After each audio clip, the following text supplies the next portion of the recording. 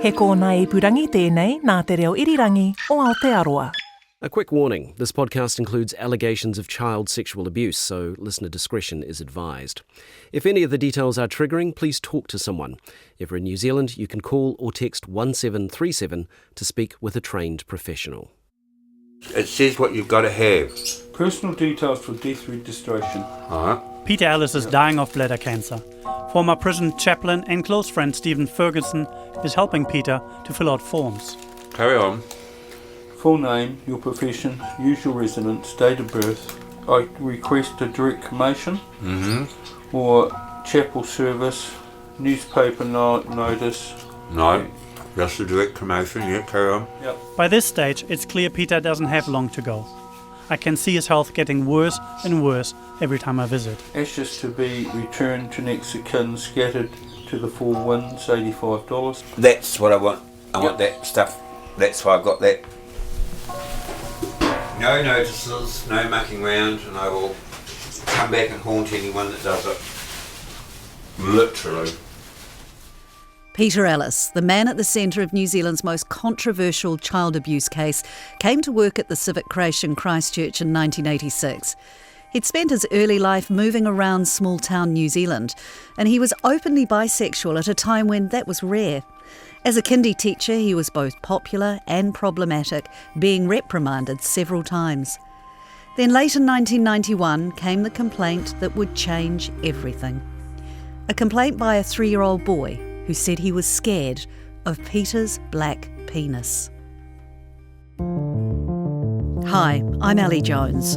And I'm Alexander Beezer. This is Conviction, the Christchurch Civic Creche case, Episode 2, Poo Sticks.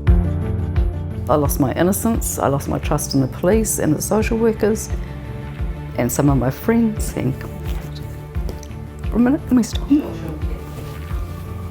I'm sorry. To the stage where you're just not quite sure what did happen. I think he's a very clever offender. I mean, why you can get away with making the accusation and it's automatically believed, you've already thrown the first piece of poo, and once one poo sticks and the next bit sticks. He just was playing with his toys in the bath and he said, "Oh, Mum, I don't like Peter's black penis." So I said, "Have you seen Peter's penis?" And he said, "Yes." "I don't like it." "And where have you seen it?" And he said, "In the sleep room." This is a woman we're calling Ms Magnolia. Her 3-year-old son Jeffrey is the boy in the bath. Both of their names are pseudonyms to protect their identities. Ms Magnolia did what any mother would do when they heard something like this. She contacted the creche. In her words, Peter Ellis had committed inappropriate sexual behaviour. 4 years later, she spoke to the TVNZ weekly current affairs programme Assignment. What could have happened was Peter maybe exposed himself in the sleep room or maybe masturbated in front of the children or something. That was what I was thinking. It was a possibility. Did you have any reason to doubt the veracity of what your child had told you? No, came out of nowhere. It is not related to anything else. All of this landed at the feet of creche manager Gay Davidson. In 200 metres, you will arrive at your destination. I first met Gay at home sometime in 2019. You have arrived. It's all just been such a horrible mess. I can't actually remember how. I think I was called by the council and told to bring Peter into the council. No, Peter was suspended, I think, for 3 days or stood down for 3 days. This is terrible that I can't remember this now. And then I had to bring him into the council to have a meeting. In contrast to Gay, Peter, despite being on heavy meds and painkillers, remembers the events as though they were yesterday. What stage do you then hear about it? Does someone then pull you aside and say... No, no pulling aside or anything. I'd been bum. Late November of 91, my mother was coming back from England with my grandmother, who had galloping Alzheimer's. My mother and grandmother were late getting off the plane, like an hour late. There was a suitcase missing. And Grandma, who still looked fairly imperious, wouldn't get off the plane until it was found. Mum was so angry and so tired, and I said to go home and go to sleep, and I'll have Grandma at my place. So I organised someone to fill in for me and got a phone call from Gay to say, no, I had to come in. And I said, well, I don't care, I'm not coming in. I said, I have a family emergency and that's that. So she said, well, would I at least turn up in the morning? So I had to leave a woman with galloping Alzheimer's and a mother who was tired and beside herself. So I went there, I didn't even get out of I got my foot out of the car and Gay was waiting for me. I never even, from that day on, I never stepped into the creche, ever. Harry was really angry, and angry at how he was being dealt with, angry at the actual accusations himself, and angry at us, which you can't blame him, because we all were also told by the council that we weren't allowed anything to do with him, and we all took that on board, unfortunately. It's the kind of situation you think about over and over again, questioning your actions. Gay certainly has. She still has an affidavit, which is a written statement of her recollections that she submitted to the court. I called her up and asked her to read it out loud. I was also told not to tell anyone anything, and if I did, then my job would be on the line, and I was sworn to secrecy. I could not tell anyone, that is neither the parents nor the staff. I was under extreme stress and found the responsibility and weight of maintaining that knowledge intolerable. Peter wasn't surprised when he learned who was behind the claims. So she was one of those kinds of mothers, and one of her statements was that she woke up and found that her little boy wasn't her little boy. I mean, she'd basically been on drugs for Africa to the best of my knowledge, for postnatal depression, and she owed fees and things. I mean, it was just a joke. I mean, and I just said, oh, this will sort itself out. I mean, the woman's a nutbag. Now I've gone back through what Miss Magnolia said to the police. Her statement is detailed, but I didn't find anything that suggests she was using drugs, although she does talk about being treated for clinical depression. We reached out to Miss Magnolia's family, who told us she wouldn't want to talk to us. In fact, none of the complainant families wanted to talk to me. But after months of toing and froing, the aunt of one child agreed to talk to our executive producer, Tim Watkin. Yeah, it's good to pull back the curtain here. This podcast, look, it's always been based on those poignant interviews you did with Peter Ellis as he was dying, some of those last interviews that he ever did. But look, at the same time, through the 30 years of debate that's been going on with this case, it's clear this isn't just his story. We tracked down this aunt in the hope that her sister or nephew might be willing to talk to us, but they said no. Eventually, though, she agreed that someone needed to speak for the children. We agreed to keep her identity secret, which is why we're calling her Rose. How you doing? Okay, yep. Rather be anywhere else, actually. Really regretting I said I'd do it, but yeah, here we are. Unless you're there, you don't know. You have to be there, because I've seen how distorted. This has shown me how distorted a story. This is actually the most distorted story ever. Incredibly distorted. And it showed me how that can happen, which, it's truly bizarre. I can hear how clearly convinced she is, but of course, just about everyone is in this story. They're either certain Peter did it, or he didn't. And Rose wasn't just some unconnected aunt. She was actually part of the wider creche community. I had a small child at the time who was on the waiting list for the creche. I'd picked up a friend's child from there, and I picked up my nephew from there. Yeah, it was the cool creche. She remembers being at home in late 1991, getting a call from her sister with the news that would turn their world upside down. One of the first things about accepting it was having to tell my grandmother. And my grandmother had been saying for some 3 or 4 months, someone is hitting that child, because he had got quite angry and unpleasant and throwing things at her. And unusually, he was a very, very sweet child. There had been a behavioural change noticed, and we as a family resented that observation of my grandmother's, because she thought mothers should be at home with their children and not have a career and that kind of thing, and we ignored her wisdom on that. Rose says she personally knew 3 of the children who claimed Peter Ellis abused them. I didn't want to have to accept it. I didn't want to have to get over my denial in 24 hours. I didn't want to have to face the reality of it. I had to, because the kids brought it to me. And I heard it and saw it. And so, I didn't get a choice about that. Of course, no one got a choice when that first accusation was made. One of the creche teachers, Paula, she too was worried and shocked when she heard the news. You might remember I met Paula on her sheep farm in episode 1. Peter was stood down. Not one of us, I believe, would have thought, oh, there's been something going on where he might have been hurting children or offending against children. That never entered my head. I would have gone with he's been drinking at work. So Peter is suspended and all the staff have been told not to visit him. I remember thinking, stuff it, I'm just going to see him anyway, and I just called into his flat after work. This is another creche teacher, Debbie Gillespie. I don't know, I just really wanted to go and see him because I thought he must have been terribly, terribly alone. His job had gone and his contact with lots of people, it must have been terribly isolating. I remember him being sort of light-hearted and just jokey. I suspect that, I don't know, it was just his way of coping with it all, that he obviously didn't want to talk about anything. Bronwyn, who oversaw Peter's teacher training, also made a call to visit him. As he opened the door, sort of, what the F's going on would have been my response, and my attitude and my face and my voice and my words. And he sort of welcomed me in, but with a half-pie giggle of, oh, I should have known you'd be here, sort of thing. But that was more me than the situation. And I can't remember how he described it to me, but I do remember that when he did, and then I just laughed.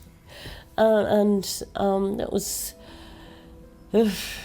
Did he give you a sense that he was scared, or was he nervous? He wasn't.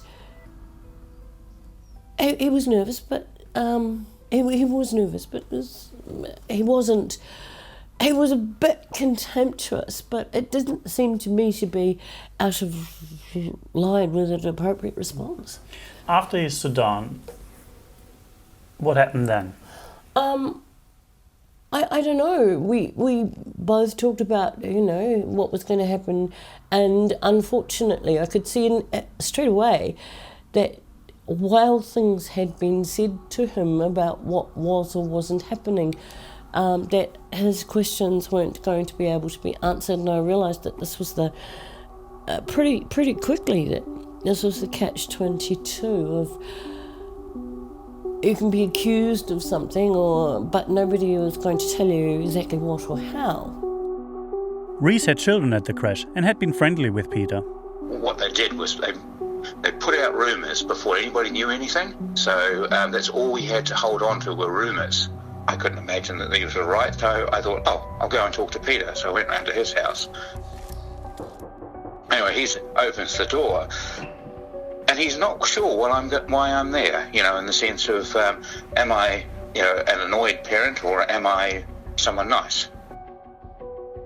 Because he was quite bewildered at the whole exercise. And that was the thing on his face that I saw, was the bewilderment. In that conversation we had there, we stayed around for a couple of hours, something or other, having a chat. The poor guy was just like someone had suddenly, in the middle of the night, got a rope and tied it around his waist and then hung him over a 1,000-foot cliff and left him sitting there, wondering whether the rope was going to break. He had just no idea of why and what had really happened. It's a pretty hard thing to do to somebody. The police launched a formal investigation led by Detective Colin Eade. After 14 years in the force, he'd been appointed to the Child Abuse Unit not long before this case erupted. He was an incredible presence of support for the children. All of the children I know, the three that I know closest or ones I've heard of, he gave them a great feeling of safety. I know it was probably a very hard case for him. He did incredibly well as far as the families are concerned, and particularly as far as the children are concerned. I don't know how to describe him. If I'm honest, he came in, he's very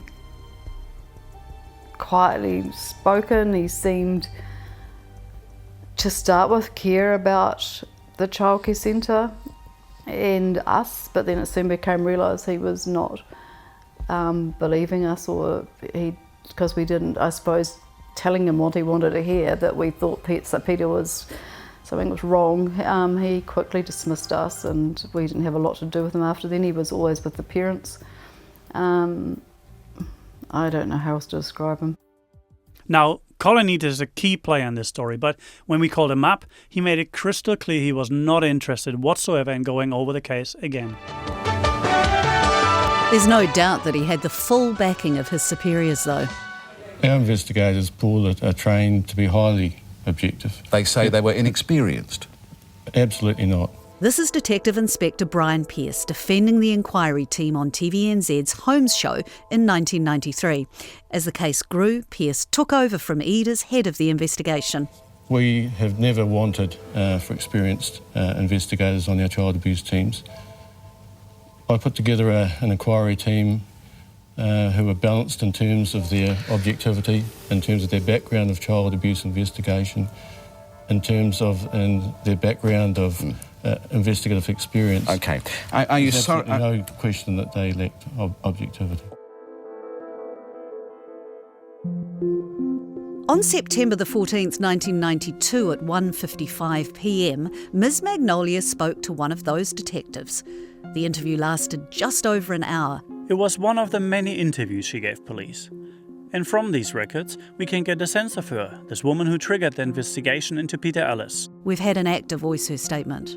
I am employed as a community consultant in private work. Ms Magnolia was a counsellor, specialising in sexual abuse. Well, that's right. Now, a month later in October, she's more detailed in what she tells the police. Now, this transcript is 22 pages long, and wait a second, page 6, we found out a bit more about her background. And I was remembering my own sexual abuse as a child. I attempted suicide late 1982. I'd been in a relationship with This had finished before my suicide attempt and had something to do with it. I no longer felt protected from My suicide attempt involved taking pills and exhaust fumes in the car. That is an awful thing for her to have gone through. But this is an important detail because Ms Magnolia is seen by Peter Ellis's supporters as a central figure in driving this case forward. She set up a support group for parents which met throughout 1992, and you'll want to remember this for later, she provided parents with a list of all the allegations that had been levelled at Peter Ellis. She did a huge amount of damage, that woman. Now Paula continues her impressions of Ms Magnolia. She had the police peeing in her pocket, and she had social welfare peeing in her pocket.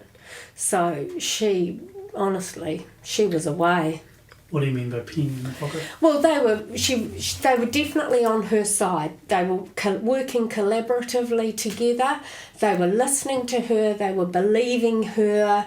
And she was feeding them as much information and supplying them with as many parents as she could. She was driven.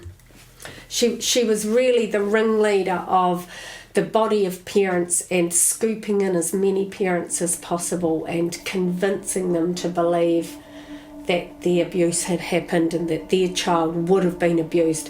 She took the angle that there's no way they could not have been abused. As an outsider looking in, you'd have to wonder whether her background might have led her to see abuse when there wasn't any. And down the years, that's something that's been raised a lot as an argument in support of Peter. But she says that's not what's going on at all. Here's more from that TVNZ assignment interview.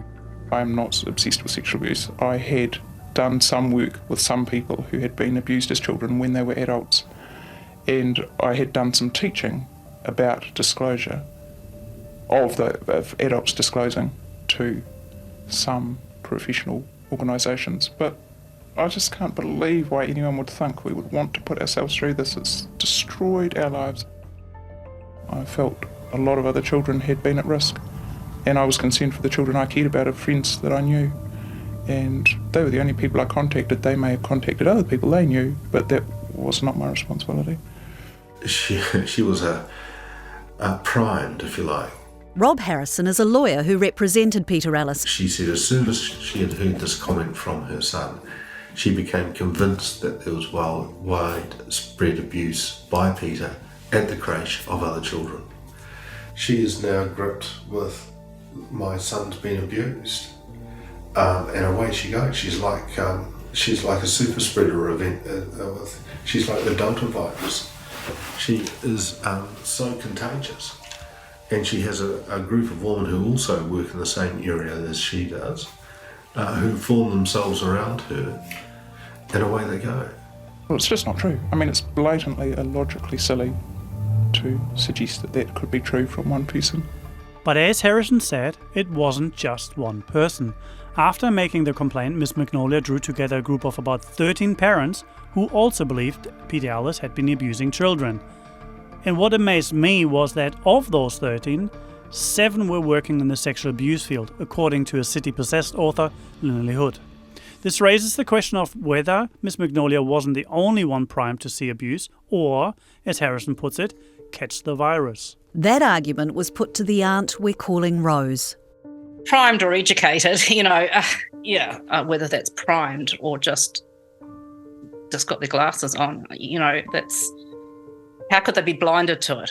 But the fact that so many parents worked in the counselling field is something Paula has considered too. Quite a few of our parents were self-confessed counsellors. So to become a counsellor back then in the early 90s, you actually didn't have to have any qualifications. All of us, we could have just become counsellors if we wanted to. Hired a room, put a sign that said counsellor on our door, and away we go. So there were families that were involved as counsellors. They may or may not have had some kind of qualifications, but certainly nothing substantial, and some didn't have any qualifications at all.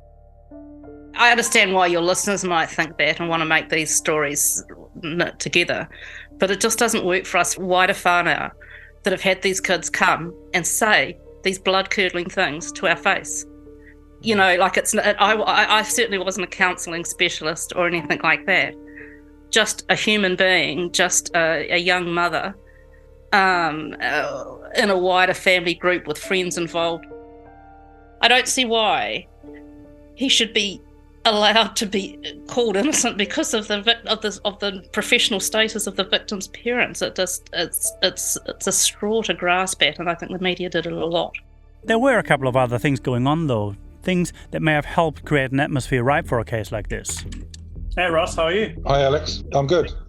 Alex is speaking with Ross Francis, a researcher from Wellington whose work on the Peter Ellis case has been published in the Law Journal and other publications. Tell me, in the mid-80s, late 80s, what was the history like of convictions? How did the legal system handle child sex abuse? I think for a long time, children were poorly served by the criminal justice system here. They were treated often as unreliable or as untrustworthy witnesses. Child sexual abuse wasn't treated as seriously as it should have been.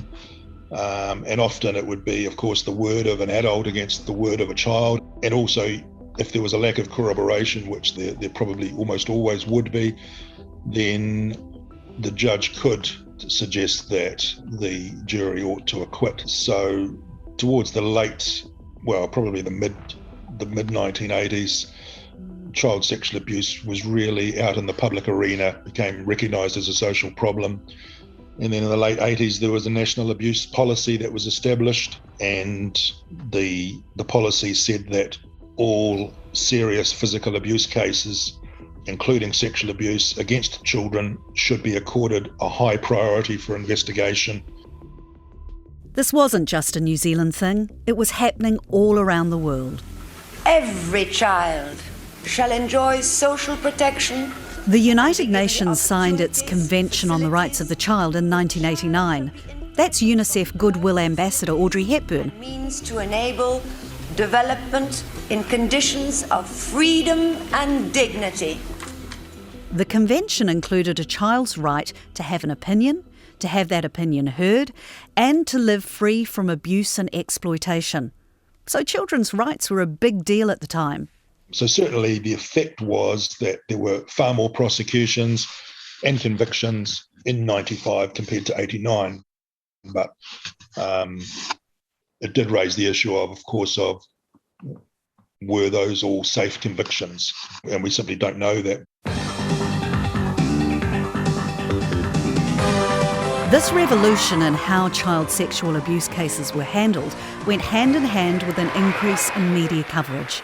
This year's telethon's not about throwing money at short-term solutions. Basically, what we're trying to do here is build a better, brighter future for our children.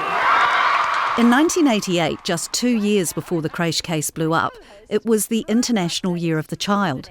New Zealand's telethon, a national 24-hour fundraiser for good causes, was broadcast live into virtually every living room in the land. What was a telethon? For Peter, I wasn't here at that time. Oh, the telethon was a major thing where they'd...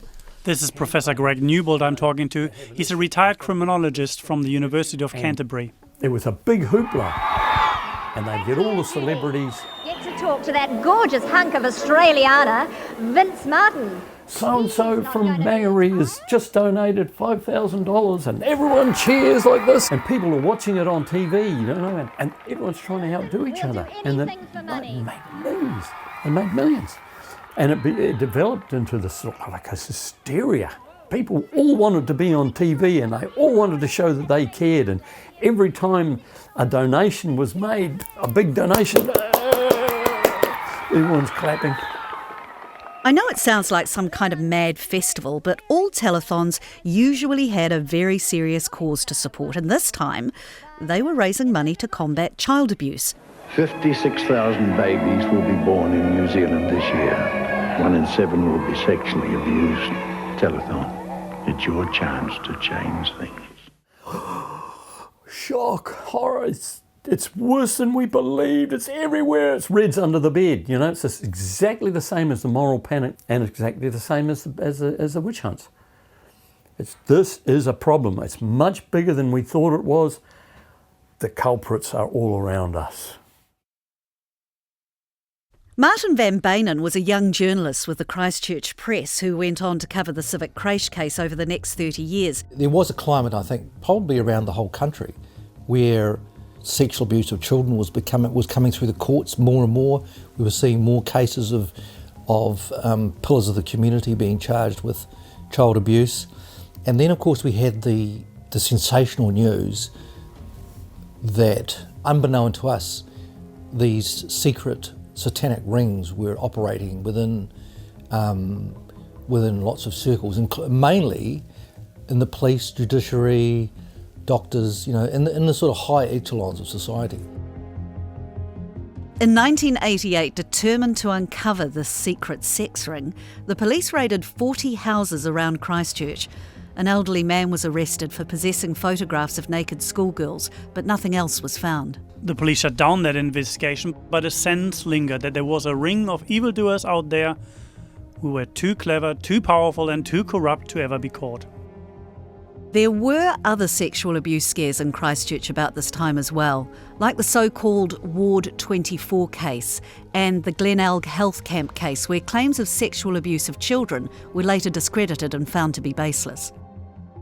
Through the late 80s and into the early 90s, child sexual abuse was all over the news. Are sexually abused children getting the sort of treatment they need? He says abuse of children in this country has now reached frightening proportions. Child abuse is now so prevalent, an extra 20 million child abuse, the need for better and more efficient, certainly far worse than I ever anticipated. Amidst all this heightened concern, a family violence conference was held in Christchurch in early September 91. One workshop was on satanic ritual abuse, and it was run by Wellington abuse counsellor Anne-Marie Stapp. The media took some of the comments made during that conference very seriously. Stapp was quoted by the Christchurch daily paper The Press, saying that New Zealand was fast approaching the level of ritual abuse awareness found in the US. She said ritual abuse took many forms, but nearly always involved the cult of Satanism, with the victims being used in rituals where they were abused in humiliating and sadistic ways. A few weeks later, Stapp appeared on RNZ's Insight programme. The basic philosophy that I work from is where ritual exists, there exists the potential for ritual abuse to occur, so that we have to keep in mind that one of the main sources of ritual abuse overseas is in the Catholic Church. And I'm not saying the Catholic Church condones abuse, but that's what happens. And the other source that we know of about in the States is, of course, it happens in the daycare centres. And that's moved closer to home. In the last few years I've been reading some material about abuse in daycare centres, ritualistic abuse in daycare centres in Australia. Then in late October 91, this story broke. Allegations have been made in Australia about satanic cults engaging in child sacrifice and sexual abuse. Correspondent Phil Kafkaloudis reports no one has yet been charged over the allegations, but police in every state are investigating. The picture which has been painted in Australia of satanic cults and their involvement in such abuses indicates the public only knows a little of what has been happening. Just 3 weeks before Ms Magnolia's complaint was laid, RNZ's flagship news programme Morning Report ran an in-depth story. New South Wales police are investigating charges that satanic cults involved in cannibalism, murder and child abuse may be operating in 14 towns. Well, back here, Father John Ray says he first came into contact with satanic cults in New Zealand 30 years ago. Now he says he gets at least one call every fortnight from people convinced they're being attacked by demonic forces. I'd been in Rome on a refresher course and I was coming back through the States, and in San Francisco I stayed with some priests there who were involved in dealing with people who needed exorcism. This was like a whole new world opening up to me, hearing about this side of things. My own contact with it came sometime later after my return to New Zealand. Either individuals coming who'd been in such groups, wanting to get away from it and wanting to be freed of anything that they'd picked up, as it were, from being with the people involved. So, imagine yourself back in the early 90s. Child sexual abuse seemed to be everywhere, and we had this new scary phenomenon of ritual sexual abuse. We talked about Miss Magnolia perhaps seeing what she knew, but the whole country was seeing what seemed like a massive increase in sexual abuse of children. And parents were frightened right at the time Peter Ellis was accused. So in 1991, with Christmas approaching, creche parents received a phone call inviting them to attend a meeting. The police investigation had become public news, and people by now knew that a childcare worker had been suspended. So we used your pseudonym, but your voice, you want a pseudonym as well? Well, I don't mind using my voice, but I'd probably like to keep my name out of it because that's all right. Just with like the way social media and stuff is nowadays, I just... This is Opal I'm talking to. She's a former creche student, and her mother, Miss Cedar. Now, as a creche parent, Miss Cedar went along to that first meeting. And I remember the police spoke at the meeting. I can't remember which officer it was. It might have been Colin Eade. And Sue Sidey also spoke. Sue Sidey was a social worker from the Department of Social Welfare. She listed off a number of behaviours: bedwetting, clinginess, nightmares, sexualised behaviour. These were things that parents should look out for as signs of abuse. And she encouraged parents to read books to their kids, books with titles including Katie's Yucky Problem and A Very Touching Book. Parents were asking questions like, what do we say to our children? How can we talk to them about this? And there was one father who was there. I don't remember his name. I don't even know his child's name, but he was Australian. And I know that because he had an Australian accent. And he stood up and said, is this like the Mr. Bubbles case in Australia? Are we going to find that this is just all circumstantial and fabricated and driven by some other agenda? Mr. Bubbles is a famous case that had stunned Australia in 1989, 2 years before this meeting in Christchurch. Jocelyn said that they got undressed and that they got into a bathtub that was full of bubbles and that they played in the bathtub. Did Mr. Bubbles ever get in the bath himself? Yes, he did. She said that he got in without any clothes on. Always the same story. 3- and 4-year-olds being lured into bubble baths with a man who sexually abused them. Staff at a Sydney kindergarten were arrested and charged with sexually assaulting 17 children. But the case was thrown out by the judge, who believed the children's testimony was unreliable, saying it had been tainted by police and social workers. And the father who brought it up in the meeting? He was booed down and given a very hard time indeed by some parents, and it was quite it stayed in my memory 30 years on. Apart from the books Sue Sidey recommended parents read with their children, there was another book published right as the case against Alice picked up. It's called Ritual Child Abuse: Discovery, Diagnosis and Treatment. It was written by American author Pamela Hudson. Now in the book, she identifies 8 primary indicators of satanic ritual abuse. Let's read through this. Number 1, compulsive erotic behaviour, acting out sex acts. 2, a sudden extreme fear of the bathroom, bathing, washing, rain. Nightmares, night terrors, night sweats, under 3. 4, extremely high anxiety, fearful of being separated from parents, school refusal. Here we go, hyperaggression, temper tantrums, oppositional behaviour and school disruptiveness. 6, sudden eating disorder, refuses meat, ketchup, spaghetti, tomatoes. 7, fearful of going to bed, the dark, resists bedtime, will not sleep alone. And the last one, 8, vomiting for no apparent reason, abdominal pain. Paula heard about that advice society gave to parents. The kinds of things that she was saying were, if your child doesn't like tomatoes, if they don't like sausages, if they wake at night with night terrors, if you're having problems with their behaviour, these are all indications that children are experiencing satanic ritual abuse.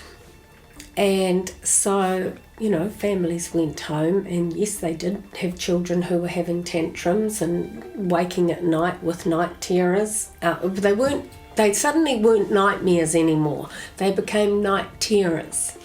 So no one within the family was committing satanic ritual abuse, so it must have been happening at preschool. Do you remember what society's advice was at that stage? I do seem to recall that if the children started disclosing anything, then we were advised to just listen and write anything down. So you left that meeting in what kind of feeling? Fear.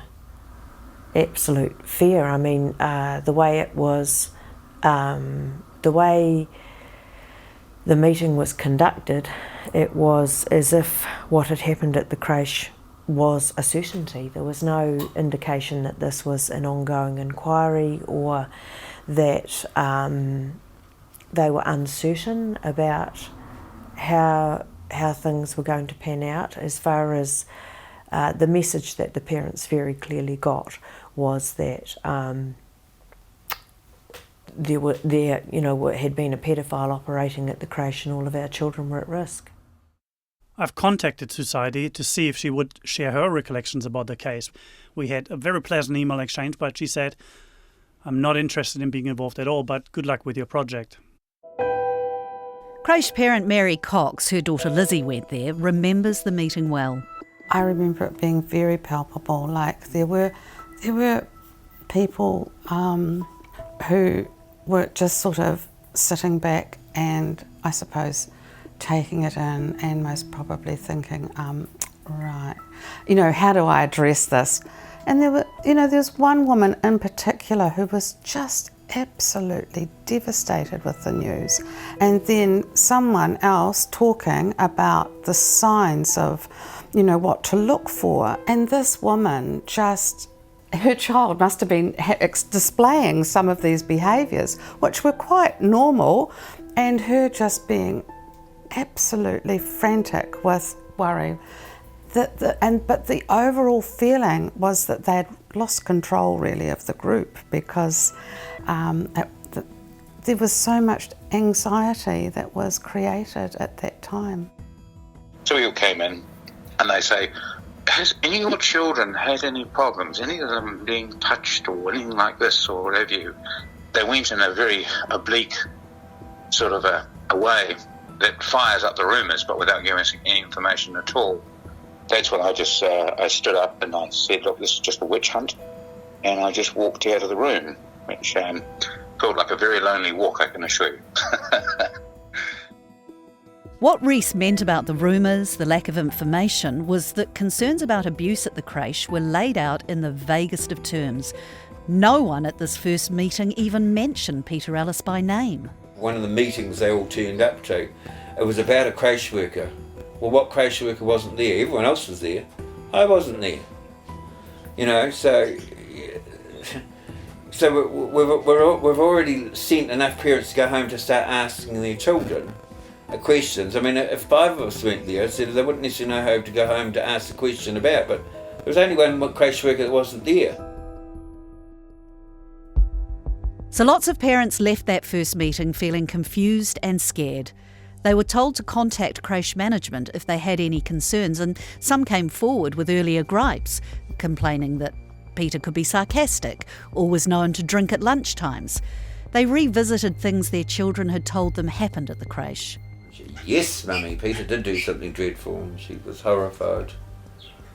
And then he dyed my hair pink.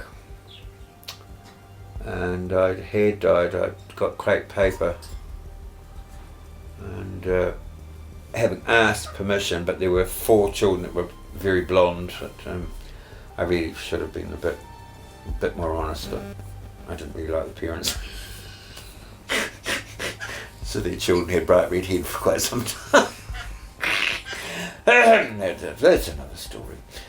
You know, I mean, there were some parents, I mean, to be honest, there were some parents I liked and I didn't like their children, and there were some children I liked and I didn't like their parents. Another early childhood teacher who worked at the creche, I'm calling her Susanna, recalls how people dragged up the body painting incident. You'll remember that from episode 1 where Peter painted on some of the children.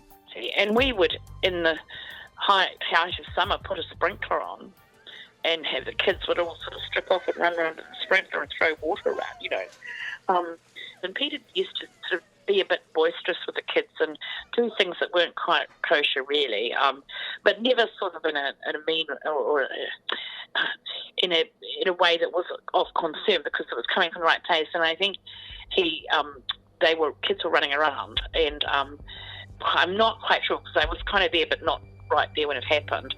And somebody had their little short path down, and I think he just sort of, you know, ran a paintbrush around the, you know, side of it and laughed and giggled, and the kids did too. So yeah, it became a big deal when people were trying to remember things that might point the picture at Peter as being, you know, as being a paedophile. So yeah, people started revisiting things Peter Ellis had done and looking at them in a different light. But there was a problem, a pretty major one. Jeffrey, the boy who made the black penis comment, was refusing to bring it up again during his formal interviews.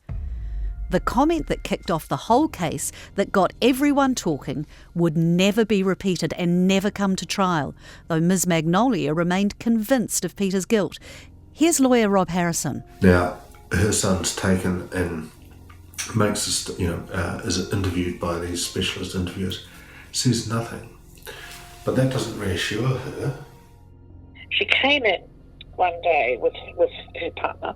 She looked absolutely dreadful. And we were aware that she was taking him back and forth for multiple interviews. And I smiled at her in the way you normally do when people come into your space. And she looked like, you know, thunder, and we thought, oh my gosh, something's, you know, she was absolutely angry that he hadn't revealed anything. And she was furious. It wasn't just, mildly annoyed or just disgruntled. She was furious. She was red in the face. She was shaking her head. She was sort of overtly angry, and made very sure that we knew about it and what she was angry about. And I was really shocked by that, because I just thought, I just assumed most mums would be so relieved that he had not revealed anything. And I realised then that she was quite a dangerous and kind of unsound woman, because it was like she was disappointed, but not just disappointed, angry that he had not come out with whatever she was assuming he was going to say. Why would a child come up with such horrific detail in their fantasy world? Here's Miss Magnolia in that assignment program 4 years after the alleged abuse. I don't believe that our child lives his life through fantasy. It was very real. And when a child is lying on a couch in a fetal position, spewing and not entirely with us as he was talking. It showed me that it was genuine, it was real. And it's understood from an extended family member that the reason Jeffrey didn't repeat his claims is that he became so, quote, frightened and catatonic, unquote, in the interview that it didn't proceed. And we'd like to be clear that Miss Magnolia wasn't the only one saying her child had been abused. By late 1991, many parents feared the worst. Even some people close to Peter started to worry that they'd missed the signs, including a former partner of his, who we'll hear from in a later episode. Now, I've got this document. It's an official police letter sent on the 20th of December, so just before Christmas 1991, to the Christchurch City Council. It says, "To date, there have been no disclosures of any sort of indecent touching by any person employed at the Christchurch Creche Centre." Now, you could read that as saying nothing yet, but there's still a chance of further complaints. But then it clearly states, it is unlikely that these children will disclose sexual abuse. So no evidence at all at this stage, but the letter's author, Detective Colin Eade, clearly thinks the silence isn't because there was no offence, but because the kids are too scared of Peter or too damaged to speak up, because he then writes, "It is clear to me that he should not be involved in any way in the supervision or care of children." Yet at this point, 4 weeks after the "I don't like Peter's black penis" comment, the police investigation was closed. The City Council was under pressure to give Peter his old job back, but instead it offered him a $10,000 redundancy payment. Well, I asked for reinstatement, and I was told it wasn't an option by the City Council.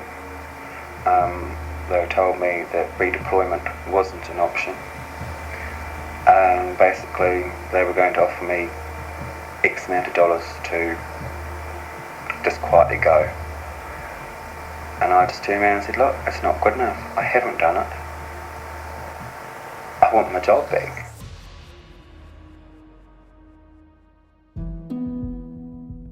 But neither Peter nor the council were going to be able to draw a veil over this, and Peter would never get his job back.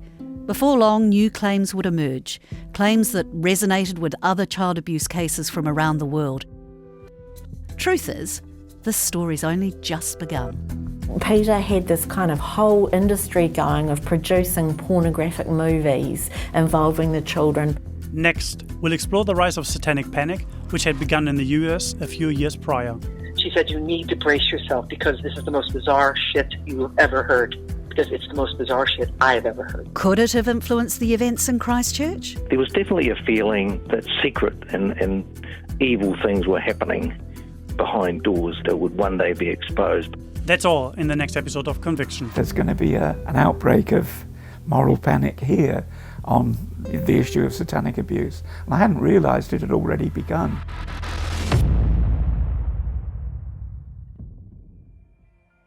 Thanks for listening to Conviction, the Christchurch Civic Creche case hosted by Ellie Jones and Alexander Beezer. Conviction was made by Monsoon Pictures International with support from RNZ and New Zealand On Air. The series was written and produced with help from Aliki Siantolis, Liz Garton and Tim Watkin. Blair Stagpool was the audio engineer. The voice actor in this episode is Josie Campbell. Thanks go out to RNZ's commissioning team, Kay Elmers and Tim Burnell, for giving this project the green light, and to Hing Yi Kong for designing the webpage. And to Nataonga Sound and Vision for help with some of the archival audio, as well as MediaWorks Discovery, Getty Images, TVNZ, and the Livingston Family Trust. The key image for this series is courtesy of North and South. Conviction can be found on the podcast page of the RNZ website. It's also available on Apple Podcasts, Spotify, Google Podcasts, and iHeartRadio. Follow the series so you don't miss an episode.